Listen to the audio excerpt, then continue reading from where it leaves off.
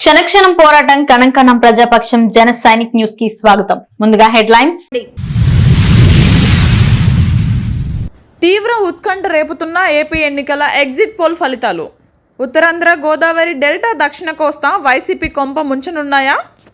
రాష్ట్రంలో టీడీపీ కూటమిదే అధికారం అని తేల్చి చెబుతున్న BJP central survey. India Today, Aara సంస్థలు ఏపీ ఎన్నికల గురించి ఏమంటూ ఉన్నాయి?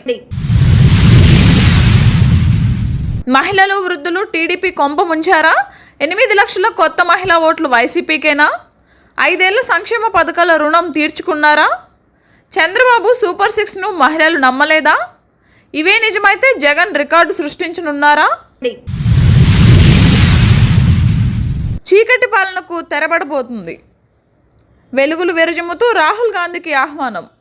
ఇండియా కూటమి అధికారం చేపట్టబోతోంది. ఈడీలు, దోపిడీలు లేని స్వచ్ఛమైన పాలనకు నాంది. మదనపల్లె కాంగ్రెస్ నేత రెడ్డి సాహెబ్ ఆశాభావం.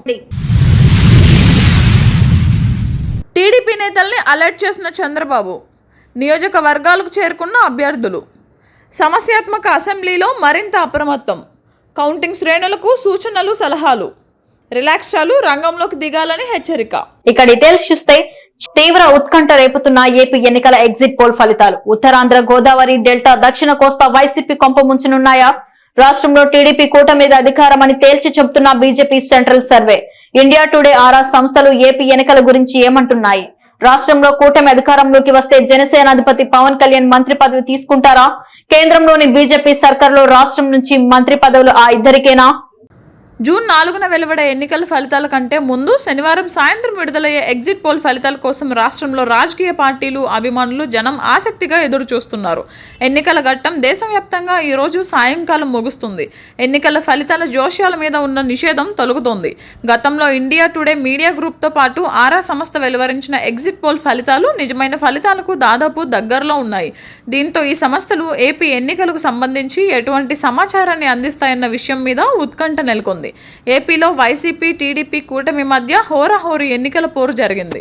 2014 నాటి ఎన్నికల ఫలితాలే మళ్లీ 2024లో పునరావృతం అవుతాయని టీడీపీ కూటమి జోష్లో ఉంది. తాము ఫలితాల గురించి టీడీపీ కూటమిలాగా డబ్బా కొట్టుకోమని, నిస్సందేహంగా విజయం తమదే అని వైసీపీ తేల్చి చెబుతోంది.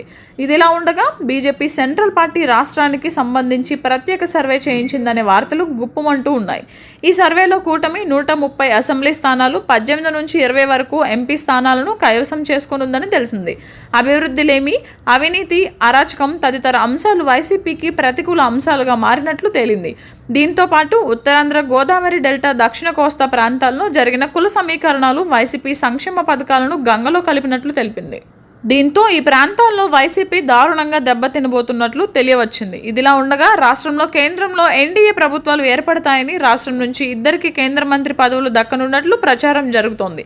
టీడీపీ కూటమి ఏర్పాటులో కీలక పాత్ర పోషించిన జనసేనాధిపతి పవన్ కళ్యాణ్, ఆయన నెంబర్ 2 జూనియర్ నాదెండ్లకు రాష్ట్ర కేబినెట్లో మంచి మంత్రి పదవులు దక్కనున్నాయని కూటమి ప్రముఖులు అంటున్నారు. జూనియర్ నాదెండ్ల కేబినెట్లో చేరేకి ఇష్టపడిన జనసేనాధిపతి పవన్ కళ్యాణ్ మంత్రి పదవి స్థాయి ఆశించరని, ఆయన టార్గెట్ వేరని, ఆ మేరకు పవన్ కళ్యాణ్ కోసం బీజేపీ రూట్ మ్యాప్ సపరేట్గా సిద్ధం చేస్తుందనే సమాచారము గుప్పమంటుంది. ఏదేమైనా ఎన్నికల ఫలితాలు హంగా ఉంటాయని, రాష్ట్రానికి ముఖ్యమంత్రిని బీజేపీ డిసైడ్ చేస్తుందని సిపిఐ జాతీయ నేత నారాయణ చేసిన సంచలన ప్రకటన రాజకీయ వర్గాల్లో ప్రకంపనలు సృష్టిస్తోంది.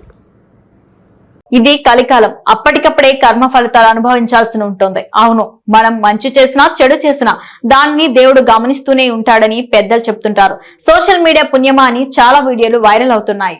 తాజాగా ఈ వీడియో నెట్టింట చక్కర్లు కొడుతోంది. రోడ్డు సిగ్నల్ వద్ద ఓ మహిళ భిక్షాటన చేస్తున్న మహిళను ఆ ప్రాంతం నుంచి వెళ్లిపోవాల్సిందిగా మహిళా ట్రాఫిక్ కానిస్టేబుల్ కాలితో తంతూ అక్కడి నుంచి వెళ్లగొట్టింది. ఆపై తన విధులను నిర్వర్తించేందుకు ప్రారంభించింది.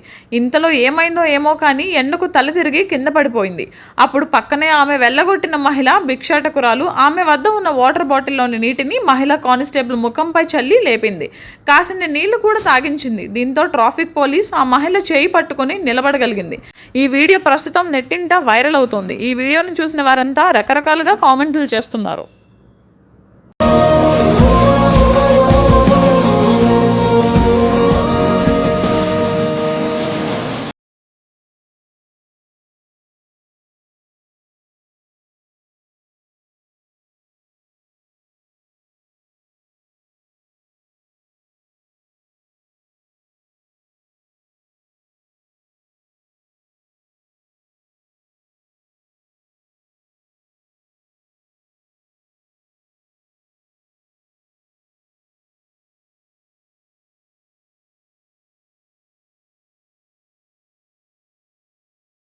ఏపీలో మహిళలు టీడీపీ కొంప ముంచనున్నారా?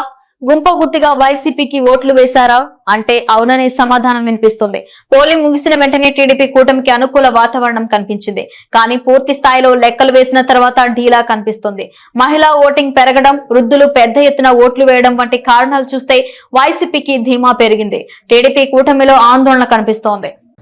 రాష్ట్ర వ్యాప్తంగా 8 లక్షల మంది మహిళలకు కొత్తగా ఓట్లు వచ్చాయి. వారంతా వైసీపీ వైపు మొగ్గు చూపి ఉంటారని ఆ పార్టీ నేతలు అంచనా వేస్తున్నారు. వైసీపీ అధికారంలోకి వచ్చిన తర్వాత గత 5 సంవత్సరాలుగా పెద్ద ఎత్తున సంక్షేమ పథకాలు అమలు చేసిన సంగతి తెలిసిందే.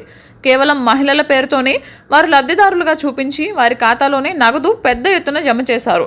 దీంతో వైసీపీపై ఒక రకమైన పాజిటివ్ వారిలో వ్యక్తమవుతోంది. ఉదయం 7 గంటల నుంచి పోలింగ్ సెంటర్ల వద్ద మహిళలు బారులు తీరారు. వృద్ధులు సైతం పెద్ద ఎత్తున తరలివచ్చారు. దీంతో ఖచ్చితంగా వారంతా వైసీపీకి ఓటు వేసి ఉంటారని ఒక అంచనాలు బయటకు వచ్చాయి. వైసీపీలో ధీమాకు అదే కారణం. టీడీపీ కూటమిలో భయానికి కూడా వారే కారణం కావడం విశేషం. అయితే మహిళలు, వృద్ధులు పెద్ద ఎత్తున బారులు తీరడం తమకు అనుకూలమని టీడీపీ సైతం అంచనా వేయడం ప్రారంభించింది. ముఖ్యంగా మహిళలకు ఆర్టీసీ ఉచిత ప్రయాణం, ప్రతి నెల నగదు సాయం, పింఛన్ మొత్తాన్ని 4,000 రూపాయలకు పెంపు, జూలై నెలలో ఒకేసారి 7,000 రూపాయలు పింఛన్ మొత్తంలో అందుతుందని ప్రచారం తదితర కారణాలతో మహిళలు, వృద్ధులు టీడీపీ కూటమికి ఓటు వేసి ఉంటారు అన్నది ఒక అంచనా. అయితే తాము ఇప్పటికే సంక్షేమ పథకాలు పెద్ద ఎత్తున అమలు చేసి ఉన్నందున, గతంలో చంద్రబాబు హామీ ఇచ్చి విస్మరించినందున వైసీపీకే మహిళలు, వృద్ధులు పెద్ద ఎత్తున ఓట్లు వేసి ఉంటారని వైసీపీ శ్రేణులు భావిస్తున్నాయి. అయితే నిన్నటి వరకు గెలుస్తామన్న టీడీపీ ధీమా క్రమేపీ సడలుతోంది. రోహిణి కార్తెలో రోళ్లు పగిలిపోతాయంటారు పెద్దలు. అనాదిగా రోహిణి కార్తె అంటేనే ఎండలతో తీవ్ర ఇబ్బందులు ఉంటాయన్న నానుడి ప్రజల్లోనూ శాస్త్రాల్లోనూ ఉంది.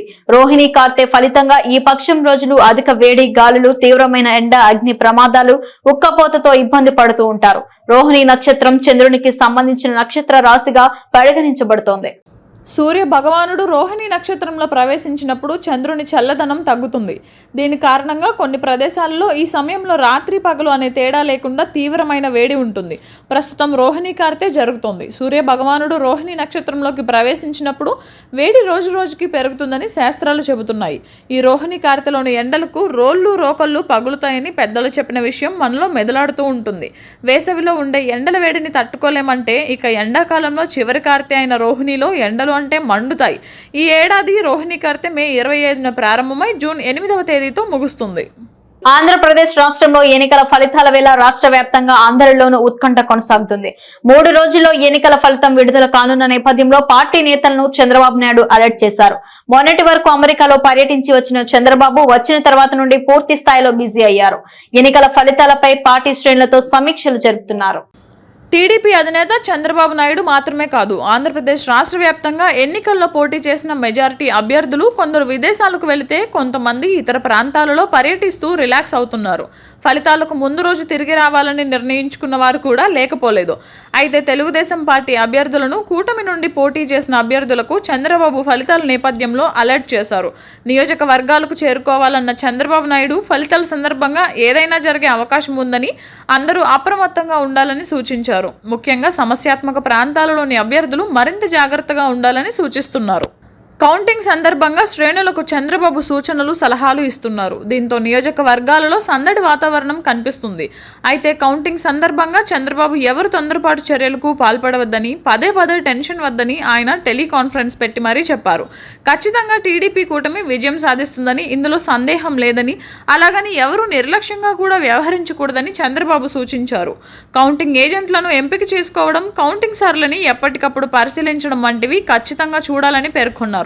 మొత్తానికి కౌంటింగ్ నేపథ్యంలో ఇక రిలాక్స్ అయింది చాలు, మళ్ళీ రంగంలోకి దిగండి అంటూ చంద్రబాబు పార్టీ శ్రేణులకు సూచించారు. ఎన్నికల ఏజెంట్లకు ఆల్కహాల్ టెస్ట్. 4న జరిగే ఎన్నికల కౌంటింగ్ సందర్భంగా కౌంటింగ్ కేంద్రానికి వెళ్లే రాజకీయ పార్టీల ఏజెంట్లకు ఎన్నికల అధికారులు హెచ్చరిక చేశారు. ఎన్నడూ లేని విధంగా బ్రీత్ ఎనలైజర్ టెస్టింగ్ చేయనున్నారు. ఏజెంట్లు మద్యం సేవించినట్లు తేలితే కౌంటింగ్ కేంద్రంలోకి అనుమతి నిరాకరిస్తారు.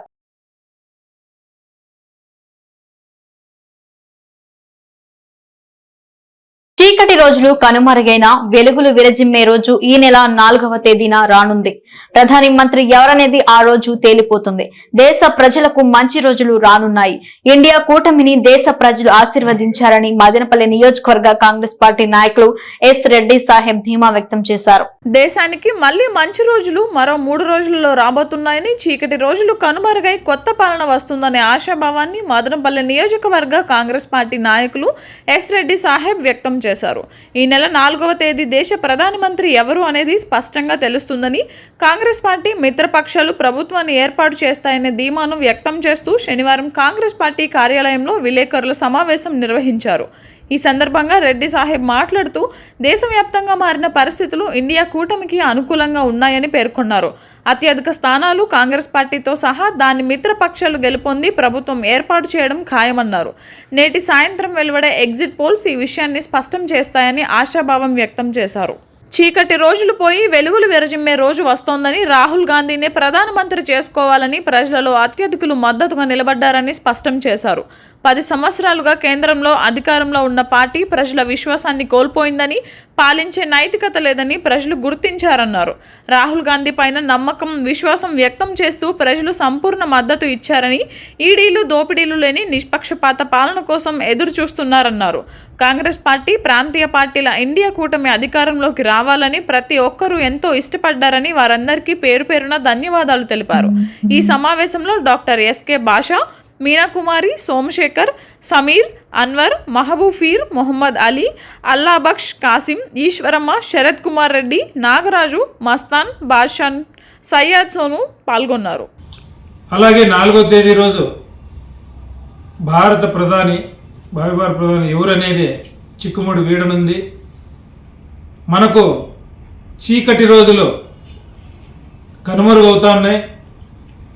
వెలుగులు ప్రతి ఒక్కరికి వికసించే రోజులు దాదాపు ఇంకా 3 రోజులే ఉంది. దేశవ్యాప్తంగా రాహుల్ గాంధీ గారి ఆవశ్యకతను ప్రతి ఒక్కరూ, ప్రతి ప్రాంతీయ పార్టీ కానీ వివిధ రాజకీయ పార్టీలు, భారతదేశం మొత్తంలో వివిధ రాజకీయ పార్టీలు గుర్తించి ప్రతి ఒక్కరూ కాంగ్రెస్ పార్టీ రాహుల్ గాంధీ గారితో ఏకమై రాహుల్ గాంధీ గారితోనే కలిసి నడిచే విధంగా భారతదేశం మొత్తం పరిణామాలు ఉన్నాయి. ఇప్పుడు చిన్న విషయం ఏమంటే, హనుమాన్ జయంతి సందర్భంగా మదనపల్లి నియోజకవర్గ టీడీపీ ఎమ్మెల్యే అభ్యర్థి షాజహాన్ బాషా పలు ఆంజనేయ స్వామి ఆలయాల్లో నిర్వహించిన పూజా కార్యక్రమాలలో ఆలయ కమిటీ సభ్యుల ఆహ్వానం మేరకు పాల్గొన్నారు. మదనపల్లి పట్టణం నీరుగట్టువారిపల్లె, కాట్లాటపల్లె రోడ్లో వెలిసిన శ్రీ ప్రసన్న ఆంజనేయ స్వామి దేవాలయం ఆలయ కమిటీ ఆహ్వానం మేరకు పూజ, అన్నప్రసాద కార్యక్రమంలో ముఖ్య అతిథిగా పాల్గొన్న మదనపల్లి నియోజకవర్గ తెలుగుదేశం ఉమ్మడి పార్టీల అభ్యర్థి షాజహాన్ బాషా పండితుల ఆశీర్వాదాలు స్వీకరించారు. కాగా హనుమాన్ జయంతి సందర్భంగా మదనపల్లి పట్టణం వరాల ఆంజనేయ స్వామి దేవాలయంలోనూ పూజా కార్యక్రమంలో ముఖ్య అతిథిగా పాల్గొన్నారు. ఈ సందర్భంగా ఆలయ కమిటీ సభ్యులు ఆయనకు తీర్థ ప్రసాదాలు అందజేశారు. బోయకొండలో కొండపై బిఎస్ఎన్ఎల్ 4G టవర్ నిర్మాణ పనులు చురుగ్గా సాగుతున్నాయి. అందులో భాగంగా ప్రస్తుతం ఫౌండేషన్ పనులు జరుగుతున్నాయి. అతి త్వరలో యాత్రికులకు నిరంతరాయ సేవలు అందుబాటులోకి రానున్నాయి.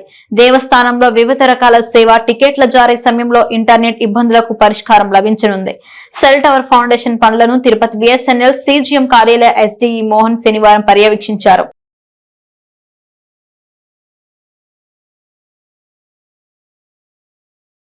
క్షణక్షణం పోరాటం, కణం కణం ప్రజాపక్షం. జన సైనిక్ న్యూస్ ఇంతటితో సమాప్తం. తిరిగి రేపటి బులెటిన్లో మళ్ళీ కలుసుకుందాం. అంతవరకు సెలవు, నమస్కారం.